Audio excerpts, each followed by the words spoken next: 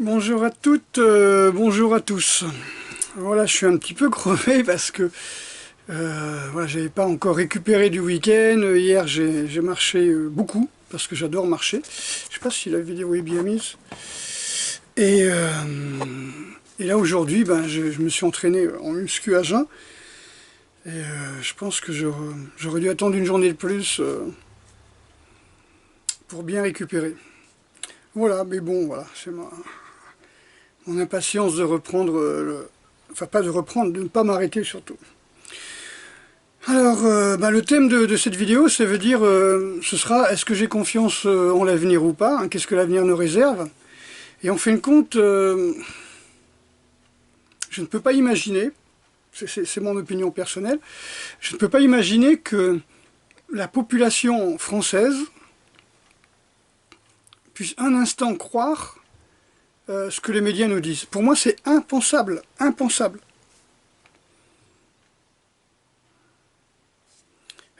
Quand je vois on se promène dans la rue, il y a très peu de gens qui ont des masques ici, mais vous rentrez dans un bâtiment en vitesse comme ça parce que vous pensez pas, vous n'avez pas encore le temps de mettre votre masque, et vous regardez le regard de mélange de peur et de haine qu'ont ces gens-là, qui ont peur, je comprends pas. Comment on peut... Vous voyez, un petit peu comme ça me rappelle un petit peu ceux qui avaient l'étoile jaune et ceux qui n'avaient pas l'étoile jaune, vous voyez. Et là, il y avait les gens normaux et les inférieurs, quoi. En gros, c'est ça, quoi. Ceux qui suivent la norme, les normaux, hein, ceux qui suivent la norme, qui mettent le masque partout où ils vont, qui se désinfectent 30 ou 40 fois par jour les mains, avec de l'alcool, c'est gentil pour ceux qui vendent les masques. Hein. Qui est-ce qui s'enrichit? Ceux qui vendent les gels, ceux qui vendent les masques, c'est quoi? C'est Amazon, quoi, je veux dire. C'est tous les gens qui vendent ces produits-là, ceux qui vont s'enrichir. Donc cette crise, elle n'a pas appauvri tout le monde. Elle a enrichi Facebook, Netflix, Amazon, ouais, voilà. Alors, on est en train de tomber dans le soviétisme des années 50, on va dire 60. Plus d'hommes, plus de femmes. Hein, vous savez, ça a commencé avec les pas de gens, plus d'hommes, plus de femmes, que des travailleurs, que des camarades. Bientôt, on aura tous l'uniforme. D'abord, on a tous l'uniforme. Ça a été marqué dans pas mal de textes des années 50, où bientôt, tout le monde sera masqué, tout le monde sera pareil. Il y aura peu de différenciation entre les gens. Les vieux, hop, on les pique parce qu'ils servent à rien, et les autres, ce sont des fiers travailleurs. Hein. Tous pareils, tous camarades. Pas d'hommes, pas de femmes, camarades. Point. Voilà. Moi, je trouve ça... Je comprends pas comment des gens puissent marcher dans ce système-là, par la peur de 135 euros. 135 euros, c'est ce qu'ils mettaient en boîte le week-end. Voilà, donc... en sachant que le masque, ça donne des conjonctivites, des fatigues par hypoxie. Hein, manque d'oxygène, des intoxications par hypercapnie, hein, donc excès de gaz carbonique dans le sang, donc ça peut vous empêcher de réfléchir, faire une confusion mentale, faire une fatigue chronique, tout ça, hein, vous trouvez ça partout, hein, ces explications. Des herpès labiaux, hein, donc les gens qui ont des herpès sur les lèvres, hein, des furonculoses, des impédigos, des staphylocoques, hein, et puis des treptocoques. Hein, streptocoques, donc ça on en trouve, ça c'est le fait d'être enfermé dans un nid à bactéries. Je sais pas, enfin, vous faites ce que vous voulez. Hein. Mais je comprends pas. Je comprends pas comment les gens peuvent tenir. Par contre, est-ce qu'on est est-ce qu'on glisse facilement, parce que j'ai pas le droit de dire le fascisme, ça enflamme les gens, donc, enfin certaines personnes. Donc, on va dire vers le soviétisme, ça va leur faire plaisir. Je pense, hein, regardez Jean-Pierre Pernaut qui après 33 ans de JT de 13 heures, il quitte. Il quitte la télé, et puis voilà, il était là depuis 88, hein, février 88. Et là, bon, mais vous avez vu ce qu'il a dit pendant le confinement, Jean-Pierre Pernaut? Que c'était de la rigolade, que c'était exagéré, que ça n'avait aucun sens.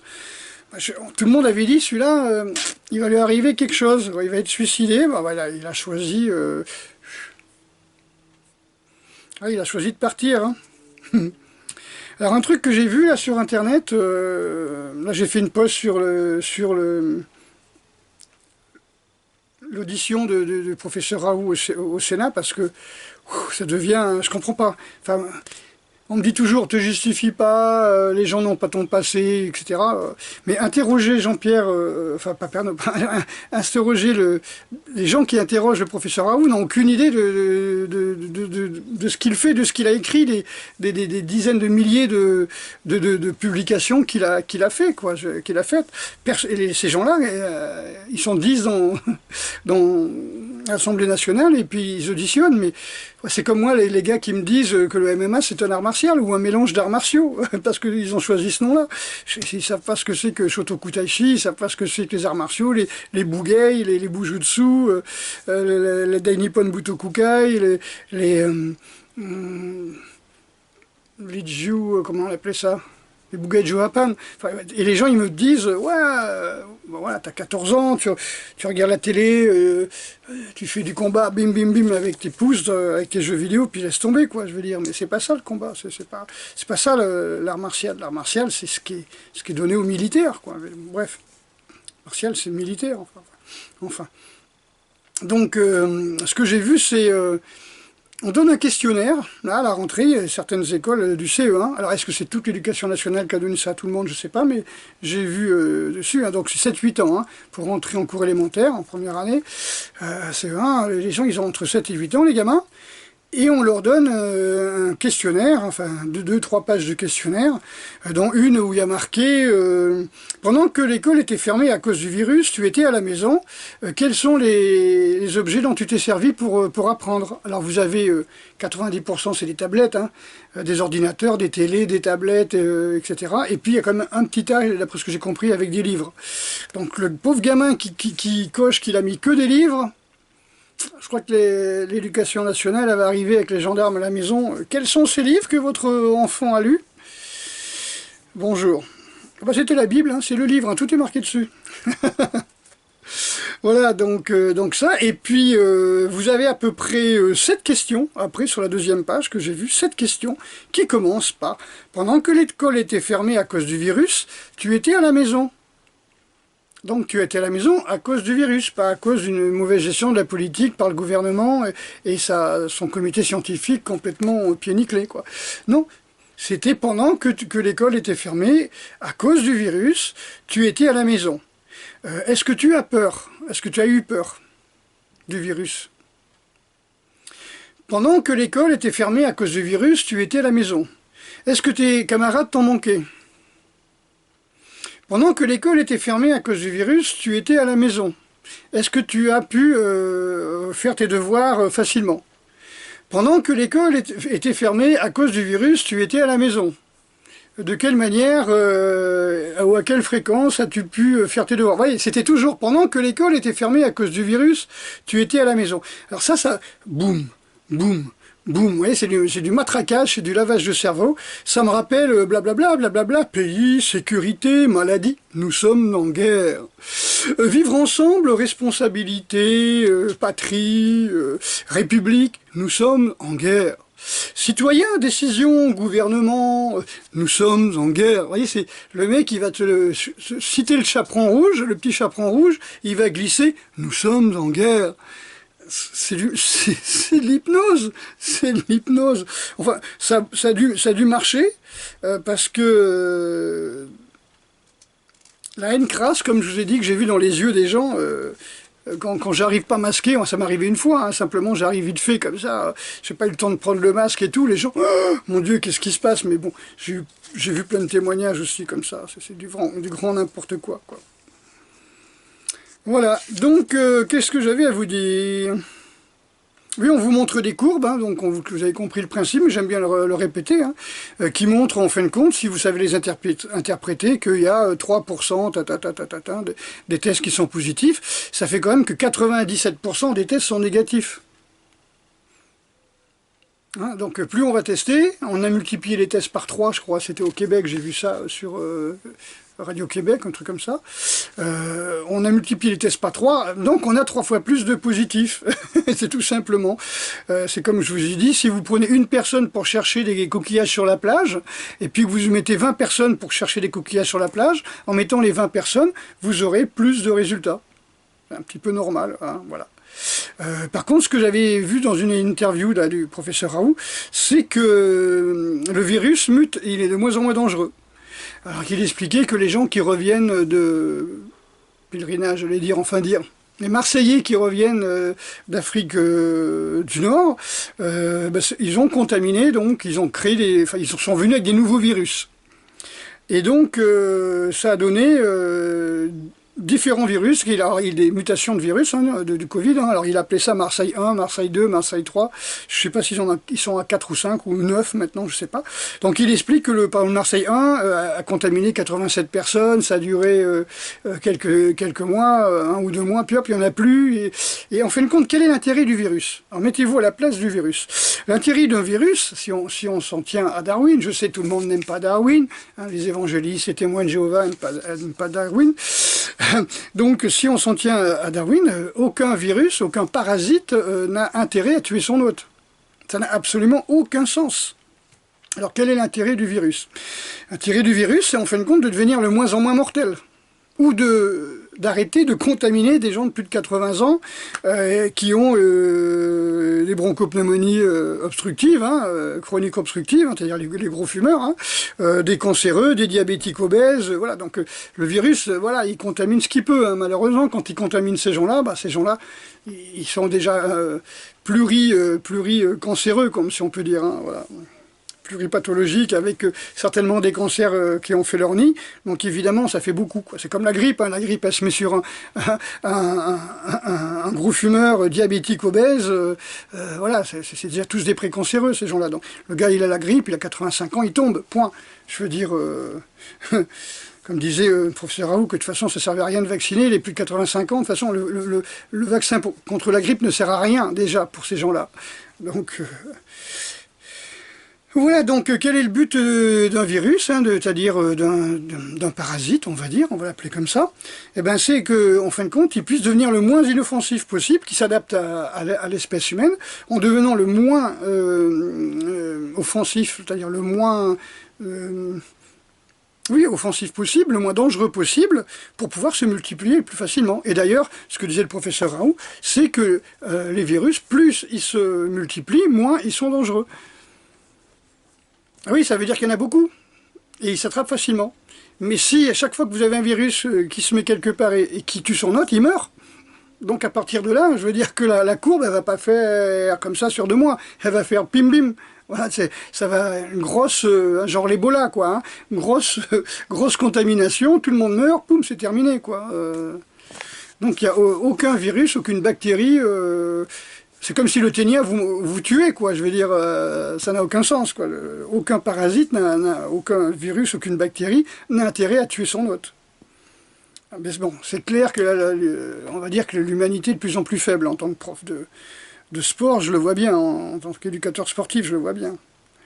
Donc voilà, donc le principe c'est que le virus il a besoin d'un hôte vivant, donc il va devenir de moins en moins dangereux, mais par contre ça va lui permettre de pouvoir se multiplier énormément.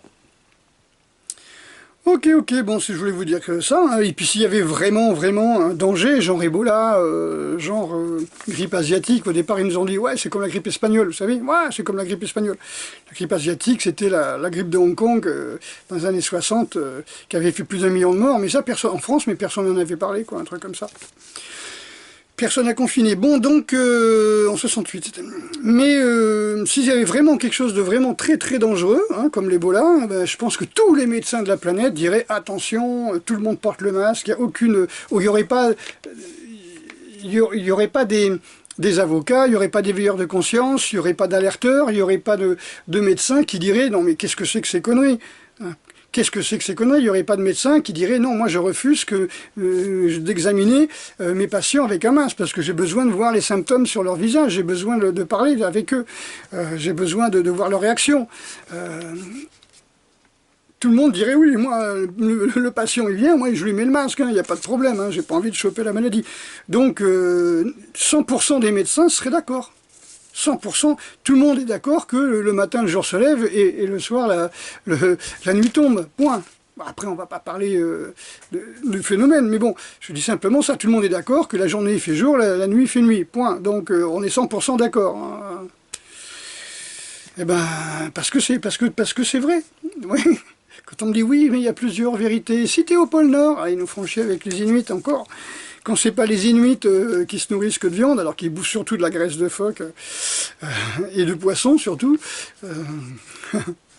C'est les Inuits, ils ont 6 mois d'hiver, 6 mois d'été. Ouais, d'accord, mais bon, ils ont quand même autant d'hiver que d'été. Enfin, autant de jours que de nuit. C'est pas tout le temps le jour ou tout le temps la nuit, quoi. Enfin, quoi qu'il en soit, tout le monde est d'accord sur des phénomènes tout à fait naturels. Donc si ce virus était mortel, tout le monde le saurait, toute la communauté médicale le saurait, et non pas simplement comment on peut dire,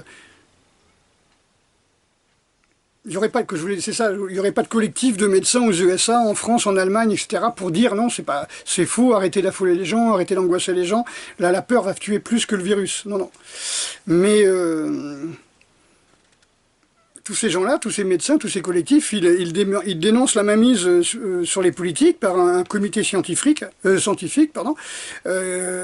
qui est composé de médecins sponsorisés, donc par les labos pharmaceutiques. Hein. Et puis surtout, si vous regardez, si vraiment ce virus était dangereux, toutes ces manifestations qu'il y a eu à travers le monde, que ce soit aux États-Unis, que ce soit au Québec, que ce soit en France, que ce soit en Allemagne, que ce soit en Belgique ou en Suisse, les gens, ils ont jeté leurs masques et tout, ils seraient tous morts, ça aurait fait un paquet de vagues. Hein, je parle même pas des manifestations de Traoré, des Gilets jaunes, etc. Je veux dire, il suffit de quelques personnes non masquées, puis ça y est, d'après eux, ben non. Ben non, donc vous voyez, c'est ça un petit peu. Alors les gens me disent, oui, mais les médecins, non, ils ont fait des études. Alors s'ils ont fait des études, pourquoi ils respectent les consignes de l'OMS ou même du comité scientifique, qui était de passer tous les morts de l'hôpital pendant la crise, tous les morts en Covid. C'est-à-dire, il n'y avait pas de mort par le cancer, il n'y avait pas de mort par la grippe, puis sans parler des gens qu'ils ont renvoyés chez eux avec du Doliprane en disant non, nous on s'occupe des Covid, hein, restez chez vous. Voilà. Donc, pourquoi ces soi-disant médecins qui ont fait 7 à 9 ans d'études pour pouvoir aider les personnes à être en bonne santé, enfin ceci dit, plus il y aura des personnes en bonne santé, moins ils auront d'argent, donc pourquoi ces directeurs d'hôpitaux, je ne sais pas comment on peut dire, je ne connais pas comment fonctionnent ces administrations, pourquoi ils ont passé tous les morts sous Covid? Alors on sait, hein, c'est parce qu'ils touchaient du pognon, hein, tout simplement, comme si un État décide dans le monde de passer en crise sanitaire, ça y est, il touche 7 milliards par exemple de dollars, hein, comme, je ne sais plus si c'est le Cambodge, la Thaïlande, un truc comme ça qui avait fait ça. Voilà, donc, vous voyez, donc, vous avez une corruption immense, vous avez quelques, et pas beaucoup, de médecins qui le disent, ils disent, attends, on a été payé pour fermer notre gueule, on a été payé pour mentir, hein. On a été payé pour truquer les chiffres. Après, bon, ils ont quand même reconnu qu'il n'y avait que 6% de tous les nombres de morts, hein, ce qui fait que dalle, quoi, moins que les grippes saisonnières. Alors pourquoi est-ce qu'on porte le masque? Pourquoi on donne des amendes encore à des gens? Alors s'il n'y a pas de virus, et je pense qu'il n'y en a plus, et que, enfin il n'y en a plus, il y en a des milliards, mais ça y est, on est fort, hein, on lui résiste, et donc si, je ne veux même pas dire si, quoi, je veux dire, puisqu'il n'y a plus de danger, pourquoi imposer des masques et faire payer? Ah, ça s'appelle du fascisme, ça s'appelle, si vous voulez, du soviétisme, ça s'appelle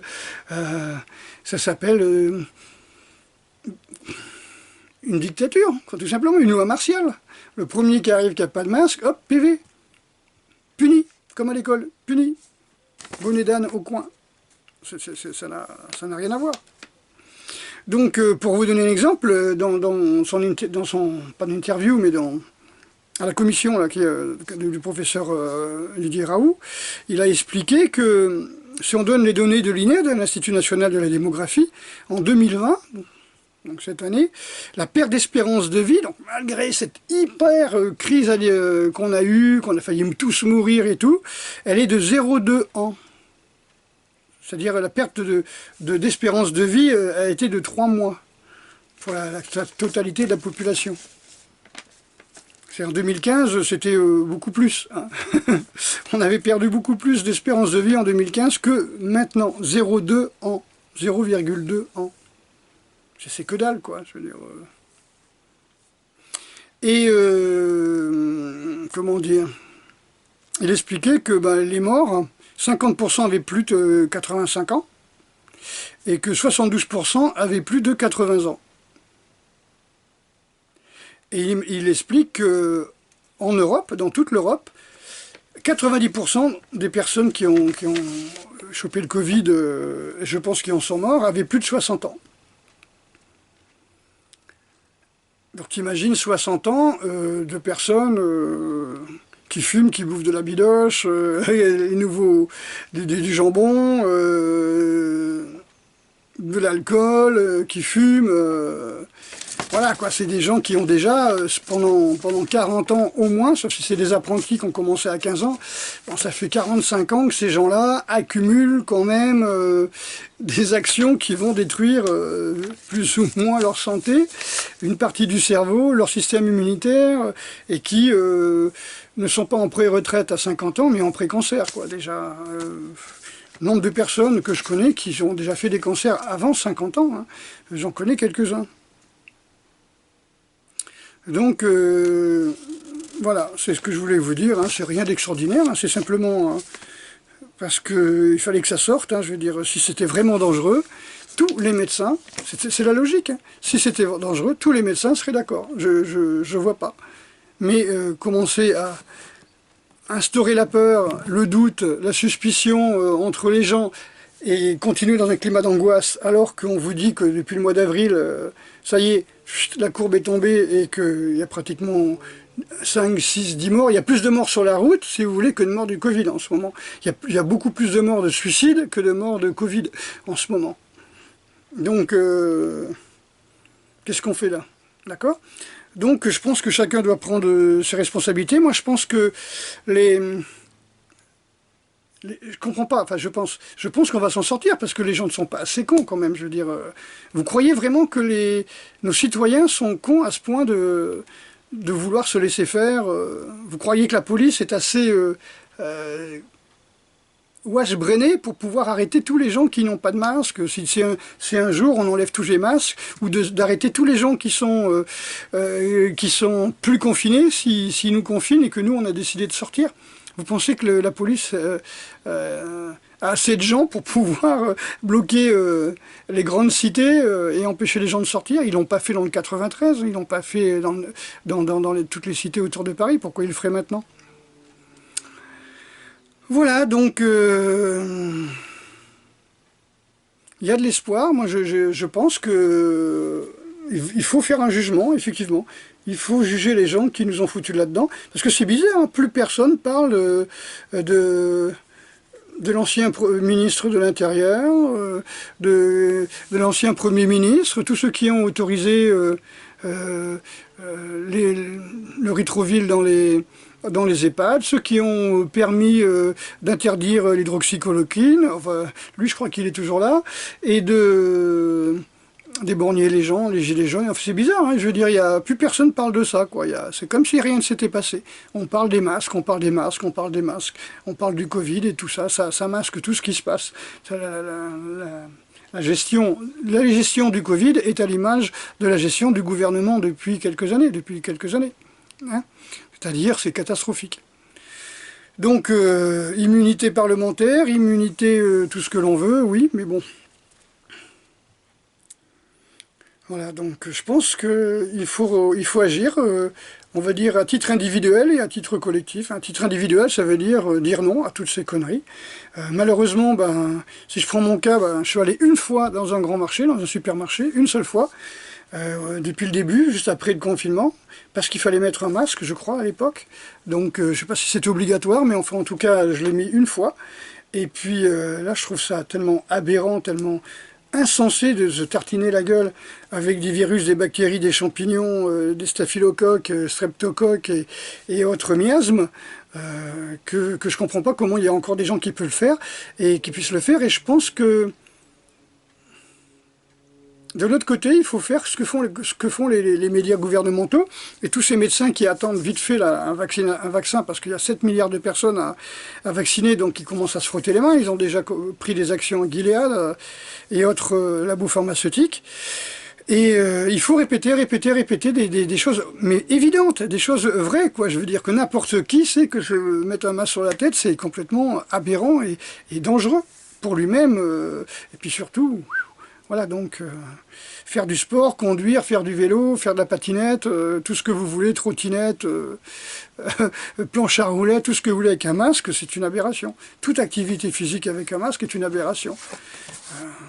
Et encore... Quand vous marchez tranquillement dans la rue avec votre masque, déjà vous ne marchez pas beaucoup.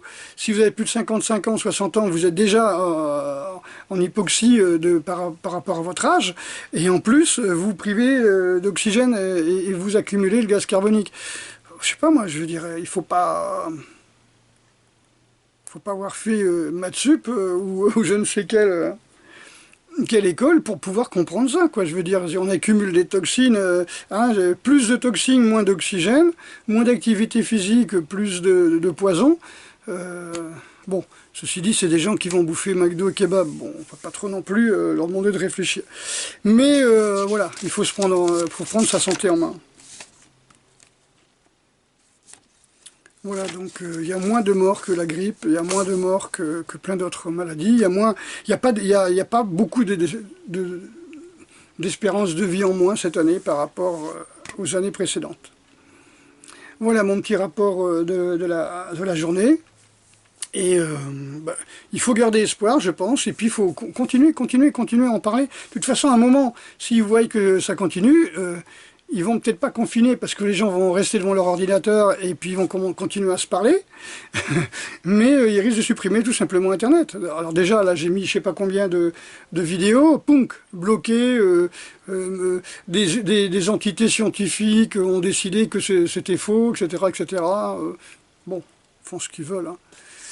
Ils font ce qu'ils veulent, mais ne tombez pas dans les pièges. Le but, c'est de nous diviser, le but, c'est de nous rendre agressifs, de nous rendre désespérés.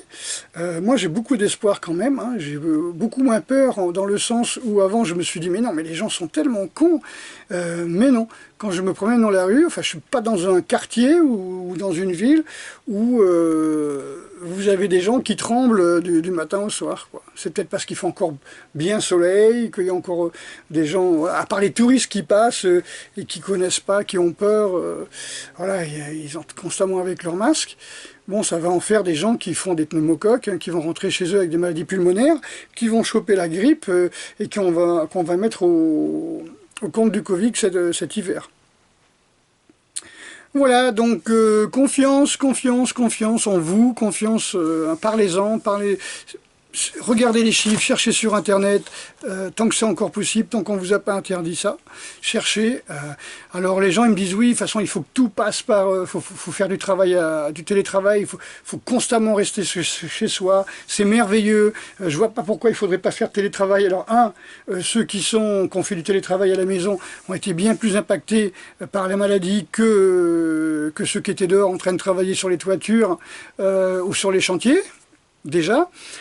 Puisqu'ils avaient été enfermés chez eux, il y avait moins de respiration, moins d'élimination de toxines, hein, je vous ai expliqué, et puis on dépend à 100% des GAFA, et surtout, on dépend à 100% de la fibre, de télécom, de tout ce que vous voulez, quoi. Ça veut dire que vous êtes surveillé à 130% par là, tout ce que vous dites, tout ce que vous écrivez, ce sera surveillé.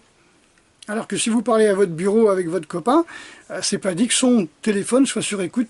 Alors il faut mettre tous les téléphones sur écoute, vous voyez. Je dis pas que c'est impossible, mais voilà.